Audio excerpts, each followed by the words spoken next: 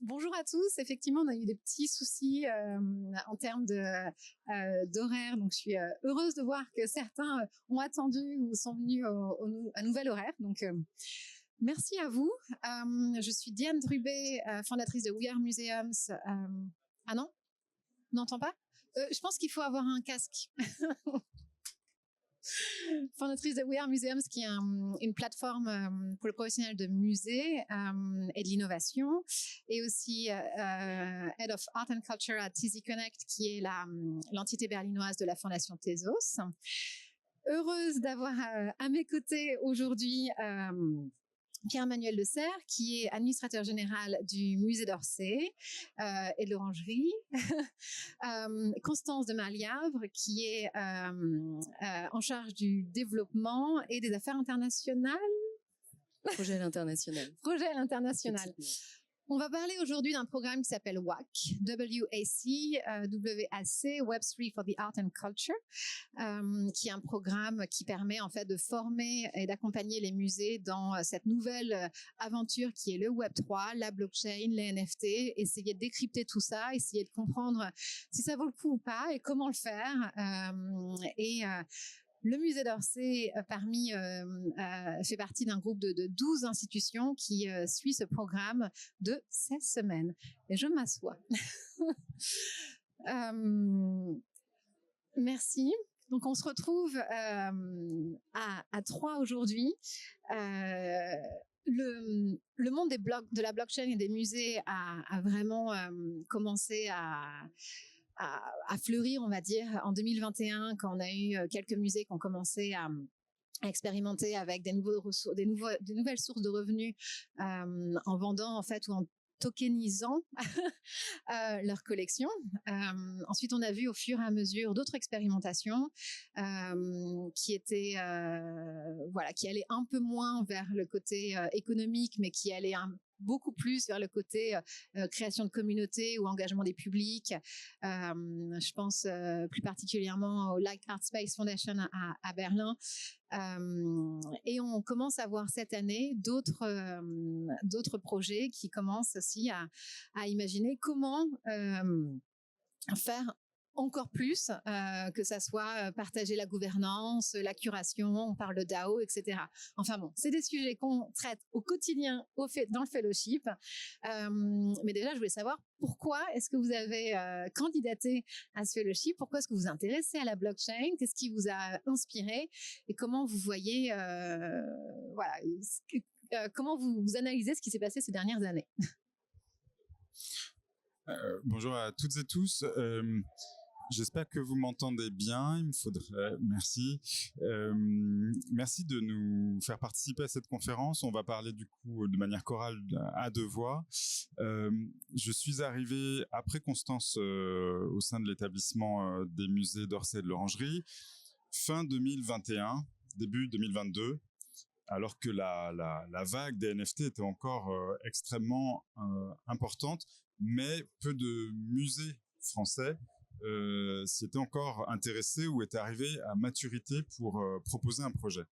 Et lors de ma première semaine de prise de fonction, j'ai eu un petit mot du président de notre institution, Christophe Leribaud, qui me transmettait un article et qui me disait « Il me faut un dossier sur les NFT ». Donc j'ai compris très vite qu'il fallait qu'on se mette en ordre de marche pour traiter ce sujet qui était du coup plus restrictif que la blockchain et qui portait vraiment sur les NFT. Il se trouve que Constance avait déjà rencontré quelques entreprises du secteur ainsi que notre direction du numérique, puisqu'il y a 2 directions vraiment qui sont en charge de ces sujets, la direction du développement et la direction du numérique. Et nous avons décidé d'organiser un marathon de rendez-vous avec des entreprises françaises pour voir quelles étaient les solutions NFT qui pouvaient nous être proposées. Et au bout d'un moment, on s'est dit que nous n'étions pas assez structurés sur notre compréhension de l'ensemble des enjeux, on va dire Web3 et blockchain pour y aller tout de suite. Donc on a su très vite qu'on voulait y aller, mais qu'il nous fallait une culture générale plus importante de tous les enjeux de ce nouveau web et de la blockchain. Donc ce qu'on a fait, c'est qu'on s'est organisé avec d'autres institutions culturelles, patrimoniales et autres. Donc pas forcément des musées, ça pouvait être des châteaux, des institutions du spectacle vivant, pour essayer de rencontrer des acteurs, avoir des cours sur les cryptoactifs, la blockchain, et parallèlement identifier l'ensemble des propositions qu'on pouvait nous faire et des cas d'usage du NFT.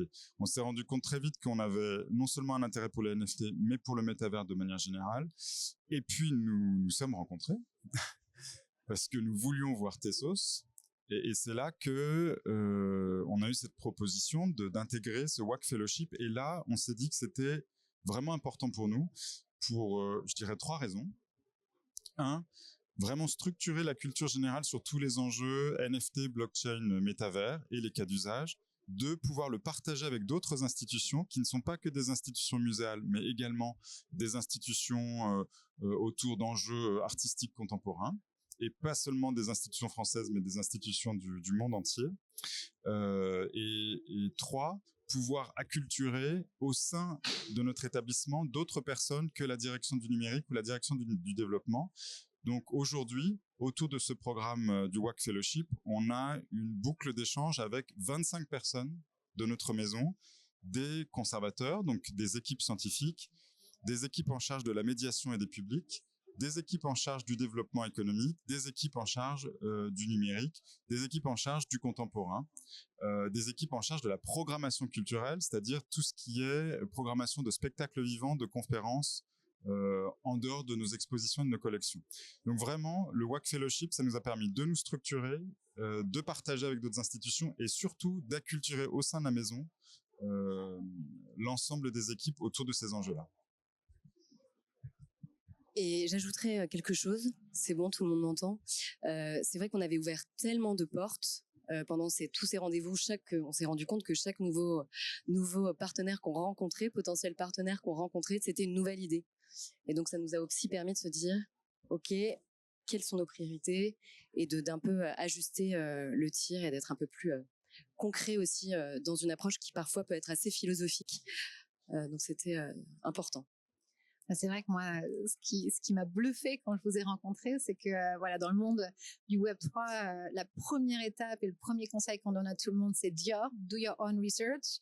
Il faut vraiment approfondir ses recherches, essayer de comprendre d'où viennent les informations, vraiment vérifier les sources. C'est le b.a.-ba quand on commence dans le monde Web3, et vous l'avez embrassé. Ce concept de do your own research, vous l'avez fait depuis 1 an, et aussi d'une manière cross-départementale, avec 25 personnes qui suivent ce programme de formation en ligne qui est assez intense quand même, 12 semaines de formation et 4 semaines de prototypage. Et c'est vrai que c'est la bonne approche. Je pense que c'est la seule approche. Essayer de comprendre ce qui est possible, de comprendre la technologie, comprendre de quoi on parle. Essayer aussi de partager ces connaissances avec un maximum de personnes. Et ensuite, une fois que le langage est mis sur la table, là, on peut commencer à discuter et à imaginer des choses à faire ensemble et avec ces nouvelles technologies.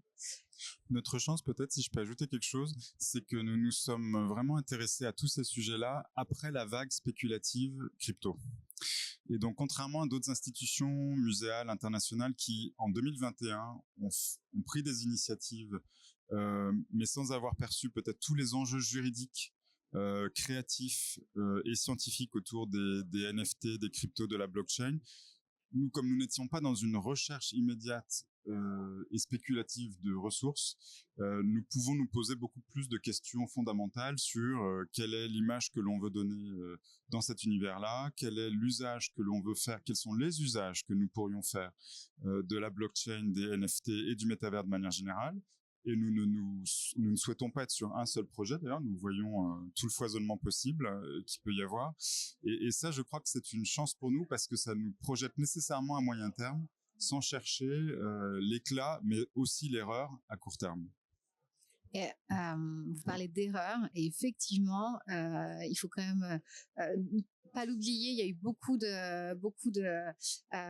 d'exclamations quand tous ces projets ont été mis en place de tokenisation en fait des collections, des fois nationales, en 2021 et début 2022. Il y a eu aussi effectivement des erreurs. On va dire qu'il y a eu beaucoup de critiques qui ont suivi ces différentes activations, ces différents projets. Ça a traumatisé certaines institutions. On a au sein du fellowship le musée du Belvédère à Vienne qui trouve effectivement que leur projet autour du baiser de Klimt a été un grand succès, mais en fait le secteur muséal l'a reçu d'une manière très très négative et eux en fait en tant qu'équipe ils sont un peu traumatisés parce qu'ils ont eu effectivement cette expérience positive mais aussi très négative. Ils se sont posé énormément de questions sur leur mission en tant que musée, leur rapport à la collection et donc maintenant le rapport à cette nouvelle technologie. Et ils sont très frileux, ils savent pas exactement quelle est la première étape qui devrait être mise en place en fait pour un musée. Qu'est-ce qu'il faudrait faire pour commencer en fait à interagir avec cette nouvelle technologie sans se faire mal. Et alors en l'occurrence le musée du Belvédère au sein du fellowship ils ont décidé de faire un programme de recherche. Donc c'est un fellowship de recherche et pas un fellowship d'application, contrairement à vous parce que vous allez prototyper quelque chose. Mais le programme de recherche est autour de cette première étape. Quelle est cette première étape pas si dangereuse qu'un musée, ce premier pas qu'un musée peut faire dans le monde Web3. Et ils sont en train d'imaginer justement leur conclusion, c'est en train d'aller vers la création d'une exposition d'art digital contemporain avec l'acquisition d'œuvres digitales contemporaines. Et c'est ce qu'on voit énormément dans les musées américains avec le LACMA qui a eu cette donation ou même effectivement le Centre Pompidou. Et c'est un premier pas qui est logique, qui suit les missions en fait des musées et qui répond aussi à un vrai besoin des sociétés actuelles. Mais en tant que musée d'Orsay, pas obligatoirement facile d'aller vers ce premier pas.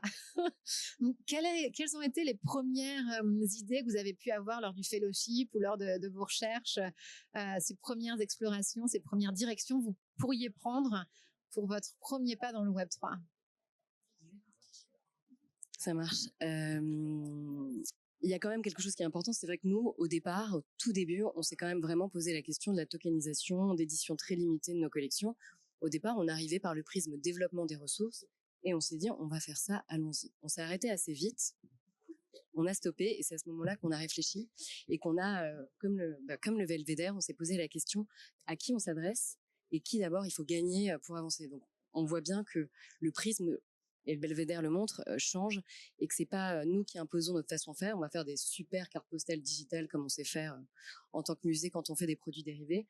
On a changé le prisme et on l'a plutôt recentré sur la question des communautés Web3, de ces artistes émergents, ou pas toujours émergents, mais en tout cas qui se font mieux connaître aujourd'hui. Et c'est là, je pense, qu'on a commencé à asseoir notre réflexion dans le cadre du WAC et à se dire c'est là qu'on doit aller. Le WAC aussi, donc ce programme nous a permis aussi de se dire assez rapidement, parce qu'il y a quand même toute une phase de prototypage dont on reparlera, mais qui oblige aussi à pas arrêter de réfléchir, mais en tout cas à se dire ok, aujourd'hui j'ai les armes intellectuelles, j'ai vu un certain nombre d'institutions qui se sont lancées ou non, qui réfléchissent, j'ai vu différents projets. Qu'est-ce que moi je peux faire aujourd'hui avec les équipes qu'on a en interne? Qu'est-ce que je peux faire avec nos objectifs en tant qu'établissement, les missions d'une institution culturelle qui a des collections du 19e siècle. Voilà, qu'est-ce qui est bon pour nous? Et donc c'est là, aujourd'hui, on rattache un peu tous ces wagons-là de la communauté Web3 comme le cœur finalement de cette réflexion-là, le point de départ avant nous, musée d'Orsay, et de voir comment on peut justement tirer plusieurs fils.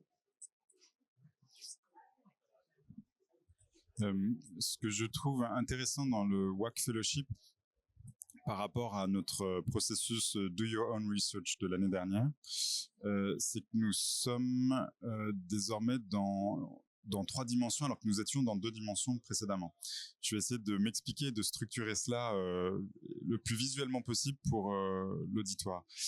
Quand on a commencé nos réflexions sur les NFT, on avait 2 questions binaires pour se positionner en tant qu'établissement. La première question binaire, c'est est-ce qu'on part de la tokenisation de nos collections ou est-ce qu'on va vers un geste créatif fort à partir de nos collections?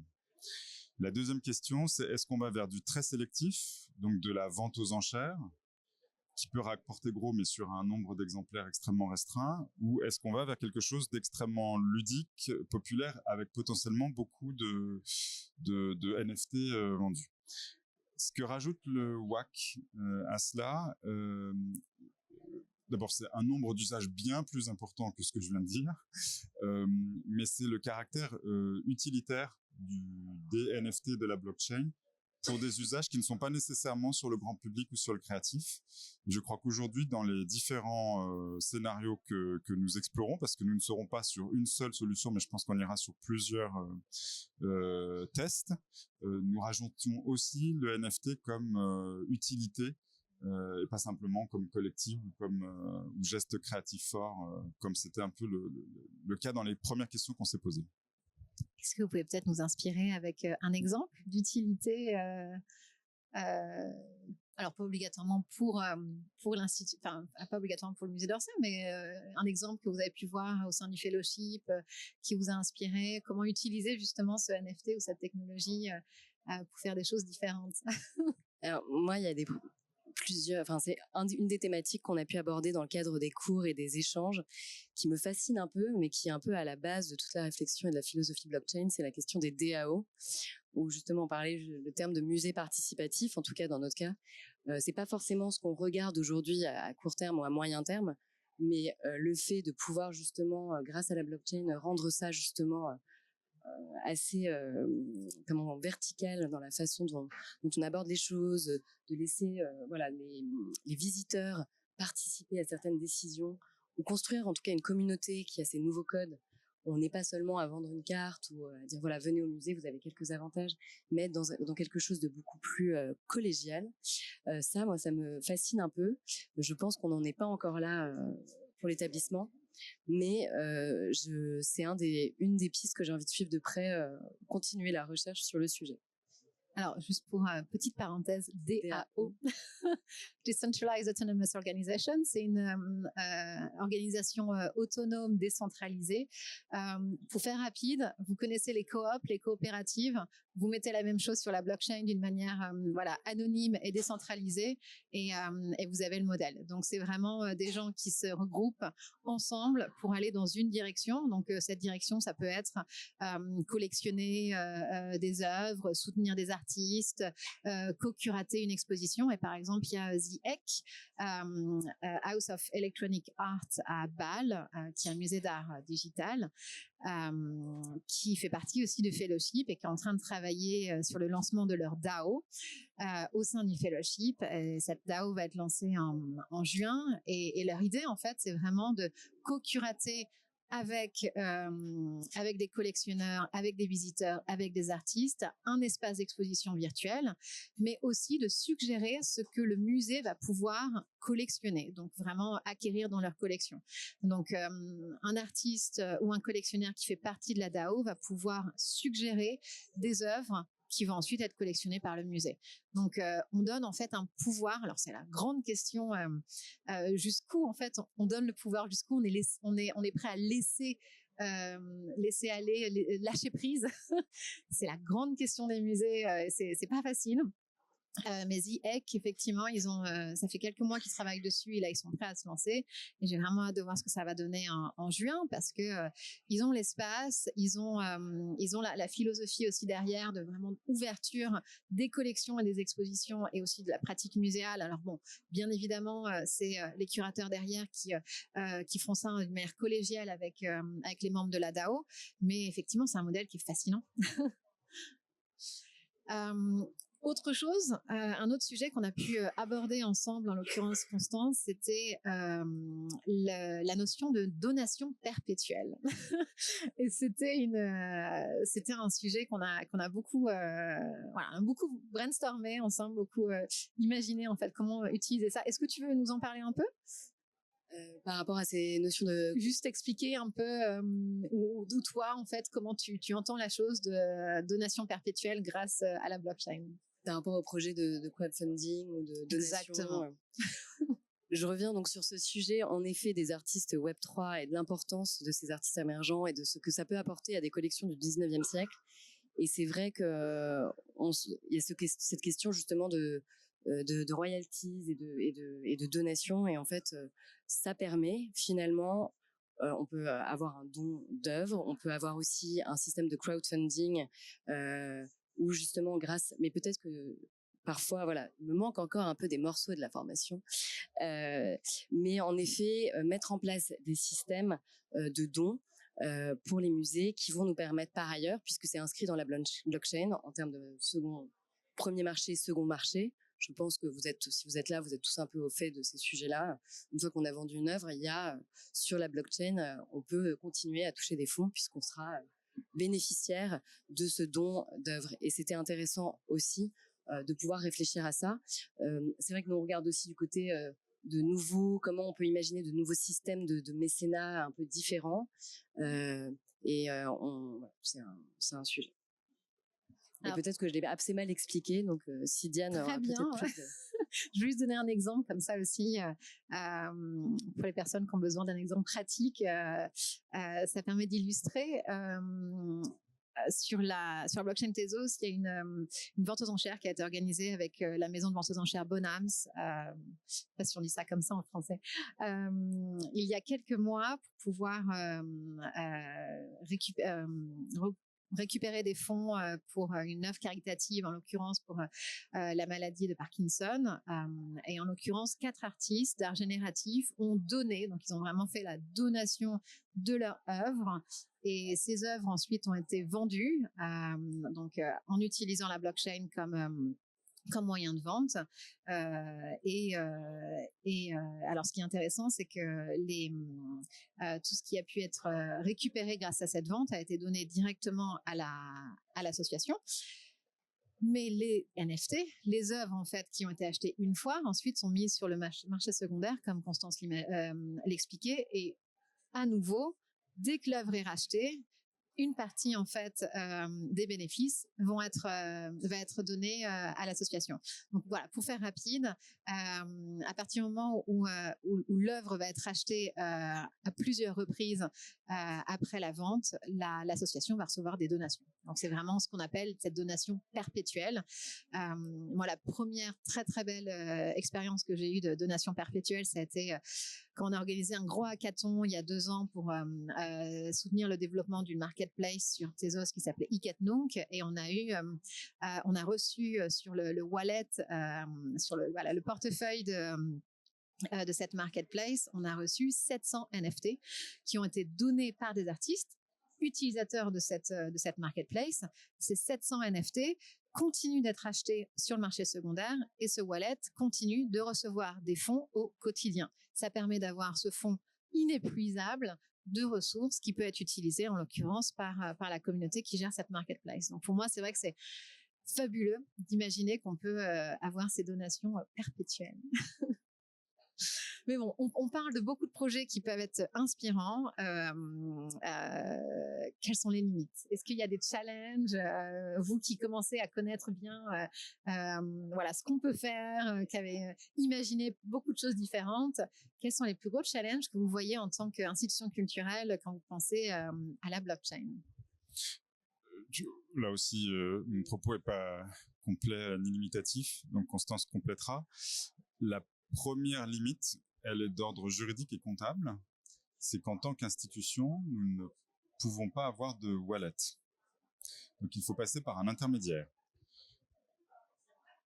Des institutions comme le Centre Pompidou ou d'autres, qui sont déjà sur ces sujets NFT, crypto-art et autres, doivent passer par des intermédiaires, soit pour régler l'acquisition d'une œuvre, soit pour éventuellement percevoir une traduction monétaire en fait d'un don ou d'un achat. Donc nous ne pouvons pas y aller tout seuls. Nous avons besoin d'un partenaire qui lui aura le wallet. La comptabilité publique ne nous permet pas dans notre bilan d'inscrire des cryptos et de pouvoir acquérir en cryptoactifs ou percevoir des cryptoactifs directement. Cette limite se contourne très facilement puisque, encore une fois, on peut avec un partenaire conventionner et finalement bénéficier du retour monétaire de toutes ces opérations. Mais c'est une limite importante et je ne pense pas qu'il y aura des évolutions à l'avenir rapides en comptabilité publique pour nous permettre d'avoir notre wallet. La deuxième limite pour nous, en tant qu'institution, c'est que nous pouvons travailler avec des artistes contemporains, mais nous ne pouvons pas acquérir d'œuvres contemporaines. Nous sommes, en tant que musée avec des collections nationales, bornés dans le temps, et donc Orsay comme l'Orangerie ont des bornes liées à leur époque. Donc, par exemple, pour Orsay, c'est 1848-1914. Et donc, on peut travailler avec des artistes contemporains pour faire résonner nos collections avec un geste créatif contemporain ou même des thématiques contemporaines, mais elles ne rentrent pas dans nos collections. Alors que le Centre Pompidou peut le faire, par exemple. Ça, c'est une limite importante pour nous. Mais le champ est tellement vaste, j'ai envie de dire, que le reste est illimité. Et notre priorité, c'est de pouvoir à la fois travailler avec des artistes contemporains, mais également atteindre des communautés Web3, qui sont à la fois des communautés de créateurs ou de créatrices, mais aussi des publics intéressés par l'art, et que nous n'atteignons pas avec une exposition physique ou avec nos dispositifs de médiation actuels.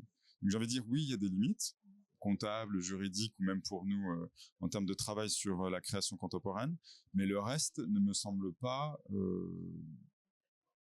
inatteignable, souffrir de limites. Et par ailleurs, le coût pour monter une opération en NFT ou en Web 3.0 n'a rien à voir avec le coût d'une exposition physique. Donc là-dessus, on est plutôt non pas sur des limites, mais sur des occasions ou des opportunités. Oui, pardon de t'avoir coupé. Rien n'est inatteignable. Maintenant, c'est vrai que comme on parle de vouloir lancer des choses à court terme, il y a évidemment des challenges à remplir, ne serait-ce que de connaissances, de ressources. Aujourd'hui, en interne, on n'est pas capable d'animer les communautés Web3. On n'a pas de compte Discord. On a un compte Twitter. Mais il y a quand même ces sujets-là aussi de connaissances très spécifiques qui, si on veut en tout cas toucher un écosystème plus large que celui qu'on a et moins traditionnel je mets le mot traditionnel entre guillemets, c'est aussi un sujet. Et puis l'acculturation, c'est vrai que le WAC nous permet en effet en interne de vraiment commencer à en parler, mais c'est quand même un travail à long terme d'expliquer pourquoi et comment. Je voulais un point sur la première contrainte qui est comptable et juridique. Ça veut dire que sur un des cas d'usage dont on parle beaucoup actuellement sur le NFT, qui est le ticketing, la billetterie, nous-mêmes, nous ne pouvons pas avoir de billetterie en crypto. Donc, de toute façon, nous devons, y compris avec un système de billetterie qu'on va profondément moderniser dans le musée. Donc, de toute façon, nous ne pouvons pas y aller seuls et nous sommes obligés de passer par des partenaires ou des plateformes autres. Et donc, c'est pour ça que, par exemple, le Grand Palais Immersif a fait un partenariat avec la collection. C'est ça. Et le Centre Pompidou, vous savez exactement comment ils ont pu acquérir ces œuvres Alors, à ma connaissance, c'est avec la Caisse des dépôts et consignations c'est ça. que les transactions peuvent se faire. Mais le centre ne peut pas lui-même acquérir en crypto. Ensuite, le musée Granet, qui a été le premier en fait à acquérir des œuvres sous forme qui sont enregistrées sur la blockchain. Alors, il faut faire attention aussi, petite parenthèse, on parle souvent de NFT. NFT, c'est une manière de vendre de l'art digital quand on parle du marché, quand on est dans le marché de l'art. Souvent, on parle plutôt d'art enregistré sur la blockchain. NFT en tant que tel, ce n'est qu'une technologie. Donc, je vous conseille de dire art enregistré sur la blockchain ou NFT art si vous voulez aller plus rapidement, mais juste parler de NFT, souvent ça ne veut pas dire grand-chose. Alors, et sinon voilà, le musée d'Orsay, le musée Granet à Aix-en-Provence, qui a acquéri quelques œuvres justement d'art digital qui sont enregistrées sur la blockchain, sont passées par la région directement et pas par le musée. Qui était le musée Granet est un musée national, donc ils sont en fait en pourparlers avec les régions, avec la ville aussi, pour pouvoir voir comment faire cette transition. Mais en fait, ce que j'ai trouvé assez fabuleux avec le musée Granet, c'est que il y a ce problème de wallet, on est au courant, c'est pas grave, ils se sont dit, on le fait quand même, on a un partenariat avec la région, on se lance, on verra après. Je trouve ça assez inspirant et je pense que c'est vraiment aussi l'état d'esprit qu'il faut avoir avec ce Web3, avec ce monde du Web3, c'est expérimenter. Il faut tester. Tout à fait. Et d'ailleurs, sur l'expérimentation, j'ai échangé avec Delphine Rakhmadou qui avait travaillé sur le projet. Ils ont été aussi accompagnés par Ledger sur le sujet du wallet. Et alors, je reprends une histoire qu'elle m'a racontée, donc je ne suis pas... Où en effet, pour ouvrir un wallet, il faut une paire de ciseaux, un morceau de papier et un stylo. Alors, et du scotch, mais en effet, quand on crée son wallet, il va y a tout un code à écrire et finalement, il va falloir des outils tout à fait réels pour pouvoir créer son wallet virtuel. Et sur l'expérimentation, j'ajouterais que le WAC m'a permis à titre personnel, parce que ça faisait 1 an que je parlais de ces sujets. Et j'ai ouvert mon wallet, j'ai mes premières crypto-monnaies, j'ai acheté mes premiers NFT. Bon, c'est resté vraiment expérimental. J'ai même créé ma galerie il y a quelques jours virtuelle sur la plateforme Uncyber pour afficher mes acquisitions. Donc ça permet quand même de démystifier, je trouve, beaucoup de sujets. Et il faut le tester pour soi, peut-être aussi avant de le tester à plus grande échelle. As-tu un compte Discord? Oui, j'en ai un. Voilà. Mais j'avoue, j'ai passé la trentaine et je sais pas vraiment m'en servir, mais c'est sans doute la suite de l'apprentissage. Mais pour donner un peu plus de détails sur le programme du fellowship, donc c'est 12 semaines de formation et en fait chaque semaine, alors c'est une formation qui se passe d'une manière complètement asynchronisée, donc c'est sur une plateforme en ligne, le contenu est consommable à travers des vidéos ou des cours d'articles, donc voilà, d'une manière complètement indépendante. L'année dernière, on a eu la première saison du fellowship et on demandait aux professionnels de musée qui faisaient partie du fellowship de nous rejoindre toutes les semaines, plusieurs fois par semaine. C'était pas possible. Donc voilà, on est parti sur cette plateforme en ligne qui est beaucoup plus simple avec un challenge pratique, très pratique toutes les semaines. Et c'est vrai que ça aide d'ouvrir son wallet, de commencer à collectionner de l'art, voir aussi ce que c'est, comprendre l'art génératif, se lancer dans tout cet univers-là. Et on a tous les jeudis à 10h une réunion live. Donc c'est la seule réunion où on a vraiment tous les participants qui se regroupent avec des experts qui viennent répondre aux questions, ou sinon des discussions ouvertes comme on a eu ce matin sur le metaverse, et tout le monde a échangé sur ses idéologies ou expériences autour du metaverse. Mais en fait, ce qu'il faut aussi savoir, c'est qu'on a une petite cinquantaine de mentors qui sont à disposition des participants, pour avoir des rendez-vous vraiment personnalisés et répondre à des questions vraiment pratiques. Et on a aussi des coachs qui font partie de l'équipe de We Are Museums, qui sont là pour accompagner un peu au quotidien toutes les réflexions, parce que chaque équipe est arrivée avec une idée et repart avec beaucoup d'idées différentes. Et je pense que ça fait partie aussi de l'aventure, c'est que toutes les 2 semaines, chaque équipe a une nouvelle idée. Sauf que la semaine prochaine, il va falloir décider d'une idée, alors soit d'un projet à lancer, parce qu'il y a certaines institutions qui sont prêtes à lancer leur projet, soit d'un projet à tester, à prototyper. Et c'est vrai que cet état d'esprit de prototypage, je pense que c'est quelque chose qui n'est pas facile en fait pour un musée. Moi qui ai beaucoup travaillé pour ou dans les musées, prototyper, c'est quelque chose qui n'est pas inné. Comment vous le sentez? Il y a la dernière phase de ce programme qui arrive mi-avril. Il va falloir tester, prototyper, se lancer. Comment vous le sentez? D'abord, on est serein parce que on sait qu'on aura plusieurs projets autour de NFT, blockchain, métavers, et que là, on va en prototyper un. Il y a 4 semaines pour cela, et donc on va essayer de sélectionner le projet qui a le plus de chances d'aboutir dès cet automne, en gros, histoire de lancer aussi un premier test qui ne sera pas un unique test, mais qui nous permettra de nous y mettre. Donc nous sommes sereins là-dessus, et l'idée est d'être sur un projet qui soit le plus simple d'accès pour notre public. Nous avons un public très important au musée d'Orsay de l'Orangerie. On a la chance d'accueillir entre 4,5 et 5 millions de visiteurs par an, donc c'est beaucoup. Et on a fait une enquête. On a à peu près 5% du public qui connaît les NFT et les cryptos. C'est une enquête qu'on a faite l'été dernier. Donc, il faut qu'on aille au-delà de ces 5% avec quelque chose qui soit très populaire. Voilà. Donc, c'est ça qu'on va essayer de prototyper avec un événement qu'on essaie de pouvoir faire autour de l'automne, qui est une saison toujours très importante pour nous en termes de programmation. On a 3 grandes expositions. C'est là où on a le maximum de public. Donc, c'est là qu'il nous semble nécessaire de nous lancer. Et l'idée, c'est que ce soit la première étape qui va nous permettre d'apprendre aussi un peu de cette première expérience pour lancer les autres idées sur lesquelles, dans le cadre du WAC aussi, on essaye quand même de commencer à rédiger plutôt sous forme de brief plutôt que de prototypage, mais de limiter un peu ce que je disais au début, c'est ça nous permet quand même de se focaliser sur 2-3 idées pour avancer. Je pense qu'on va bientôt finir.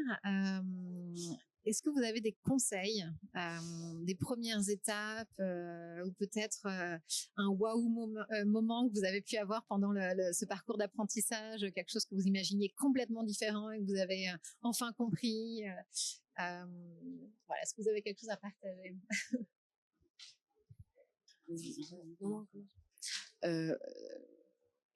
Déjà, c'était un peu une gageure parce que nous, ça faisait 1 an qu'on cherchait et puis je me suis dit 16 semaines de plus à chercher.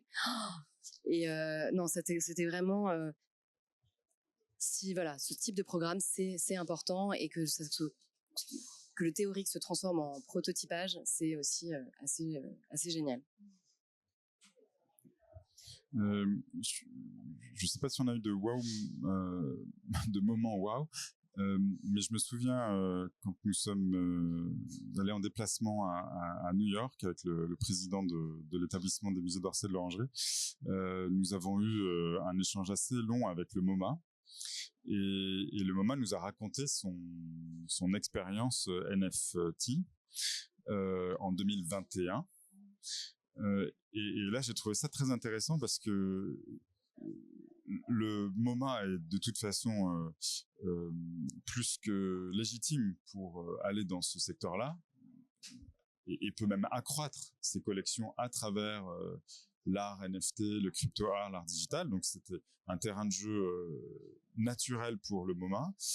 Et ils ont décidé de se donner 3 mois en confiant à 2 conservateurs et à leur directeur financier qui était un geek. Donc c'est pas forcément le directeur du numérique. Le président a dit, je vous donne 3 mois, revenez avec un projet. C'est pas forcément un projet où on se mettra trop en avant, mais mettez quelque chose, proposez-moi quelque chose. Et ils sont revenus avec un projet en disant, on a trouvé une plateforme, on a un artiste qui est intéressé, on va le faire travailler sur nos collections. Ça sera surtout l'artiste et la plateforme qui seront mis en avant, mais nous on sera contents parce qu'on aura testé tout cela. Et j'avoue que ça nous a quand même pas mal inspiré pour nos futurs tests. C'est-à-dire qu'on sait que on n'écrira pas l'histoire en une seule fois.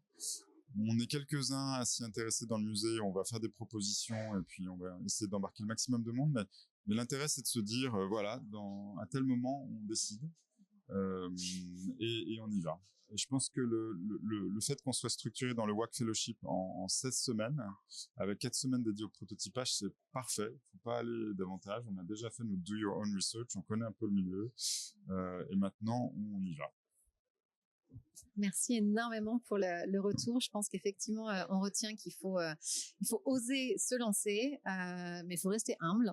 Il faut se dire que voilà, on est tous en train d'expérimenter et une première étape, un premier pas, c'est déjà énorme. Et j'adore cette histoire du MoMA. Je savais pas que ça s'était passé comme ça en 3 mois. C'est bluffant. Alors petite parenthèse, je sais pas si vous savez ce que le MoMA a fait en 2021, mais c'était une collaboration avec Refik Anadol où Refik Anadol en fait s'est inspiré des collections du MoMA pour vendre certaines œuvres qui étaient voilà, génératives avec de l'intelligence artificielle en NFT. Voilà. Merci énormément. Merci beaucoup. On a encore quelques petites semaines ensemble et c'est un vrai plaisir. Je ne sais pas si on a le temps pour des questions ou où est-ce qu'on peut en fait prendre des questions.